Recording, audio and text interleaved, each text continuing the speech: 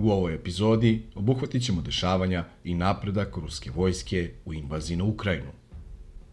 Ukrajinske snage nastavljaju da zadržavaju rusko napredovanje u blizini Kijeva, Harkova i Nikolajeva. Ali na istoku, ruske snage su u posljednjih dana stvorile stabilan napredak, krećući se zapadno od teritorije Donbasa. Čak i dok Ukrajinci drže liniju izvan velikih gradova, položaj ukrajinske vojske na istoku izgleda sve nesigurniji. Te snage rizikuju da budu u potpunosti opkoljene. Ukoliko do ovoga dođe, Ukrajina bi zapala u katastrofalnu situaciju. Ruske snage nisu uspele da ostvare napredak u opkoljavanju Kijeva. Vojska Ukrajine uspela je da vrati manji deo teritorije, zauzevši mesto Makriv, koje je udaljeno oko 40 km od Kijeva. Posljednjih dana, Ukrajina pokušava da izvede kontranapade u blizini glavnog grada, kako bi povratila deo teritorije i sprečila potpuno opkoljavanje Kijeva. Borbe su uglavnom ograničene na predgrađa severozapadno i zapadno od grada, uključujući Buču i Irpin, koji se nalaze na samo 20 km od centra glavnog grada. Ruske snage pokušavaju da opkole i odseku prestonicu, ali velika područja oko Kijeva ostaju pod kontrolom Ukrajine. Ovo je posebno izraženo južno od grada, gde je teritorija u potpunosti pod kontrolom ukrajinske vojske. Bombardovanje glavnog grada ne prestaje od početka invazije i ona su značajno pojačana posljednjih nekoliko dana. Ruska vojska bombarduje grad sa više tipova naoružanja i pogođena je dosta vojnih i civilnih objekata širom grada. Intenzivno bombardovanje nastavljeno je širom Ukrajine, a najteže su pogođeni Mariupolj, Černikov i Harkov. Na istoku, ruska vojska i snage koje podržava Rusija gurnule su liniju fronta napred i uspešno je zauzeto nekoliko manjih mesta zapadno od Donjecka. Više od 93% teritorije Lugansk Narodne republike više nije pod kontrolom Ukrajine.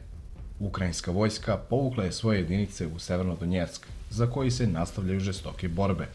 Ruske snage pokušavaju da opkole grad sa 3 strane i u ovom opkoljavanju veoma bitnu ulogu ima Izjum, gde borbe ne prestaju danima.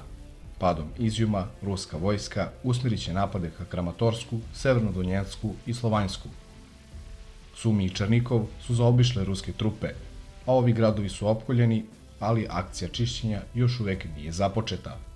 Prema posljednjim informacijama koje sam pronašao, Černikov nije u potpunosti opkoljen, ali bombardovanje su nastavljene na ove gradove, gađaju se vojni i civilni objekti. Kao što sam rekao na početku epizode, napredovanje ka Nikolajevu je zaustavljeno. Izvedeni su kontranapadi koji su vratili rusku vojsku, a prema posljednjim informacijama, ukrajinska vojska pokušava da povrati i Herson, grad koji je prvi zauzet na početku rata. Zauzimanje Nikolajeva je ključno za Ruse, kako bi dalje napredovali na zapad prema Odesi i presekli pristup Ukrajini i Crnom moru. U Mariupolju i dalje traje akcija čišćenja od strane Čečena i ruske vojske.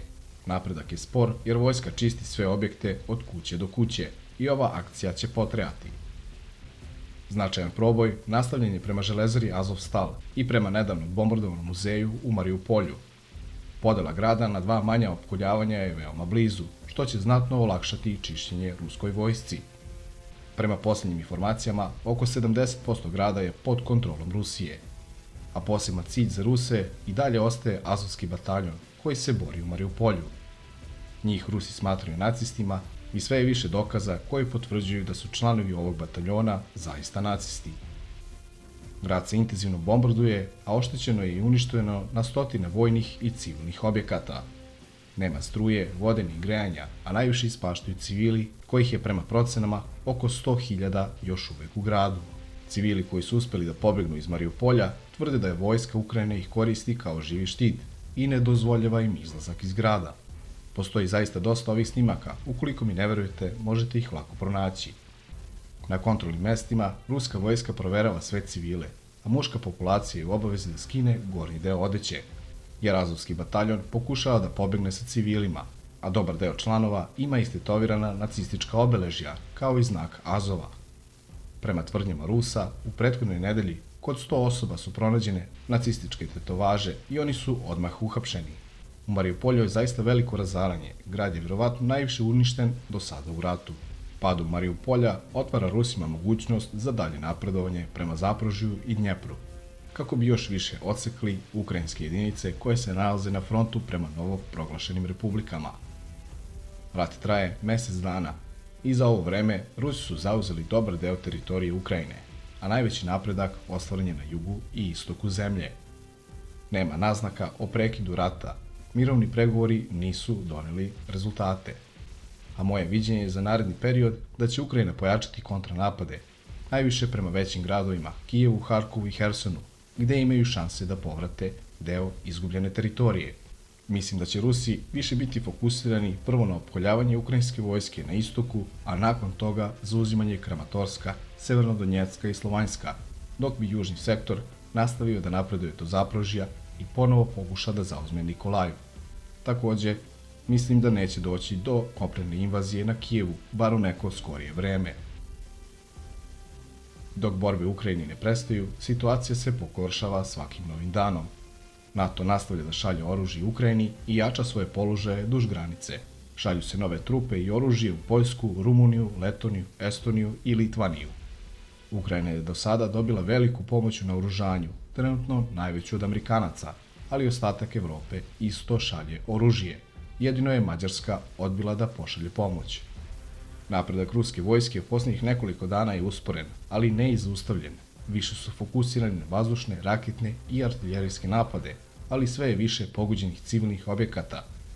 I preko 3,6 miliona Ukrajinaca pobeglo je iz zemlje od rata i taj broj konstantno raste iz dana u dan.